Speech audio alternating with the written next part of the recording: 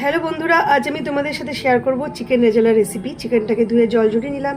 এরপরে দিয়ে দিলাম টক দই, গোলমরিচের গুঁড়ো, আদা রসুন বাটা, নুন আর সাদা তেল দিয়ে ভালো করে ম্যারিনেট করে রেখে দেবো। প্রায় 1-1.5 ঘন্টা মতো ম্যারিনেট করে রেখে দেবো। এই সময়ের মধ্যে আমি দুটো মশলা বানিয়ে নেবো। একটা হচ্ছে পেঁয়াজ লঙ্কা বাটা আর চারমগজ আর কাজু বাটা।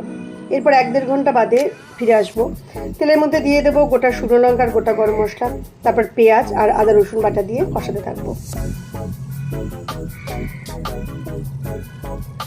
এরপর দিয়ে দেবো ম্যারিনেট করে রাখা চিকেনটা, তারপর দিয়ে দেবো কাজু চারমগজ বাটা।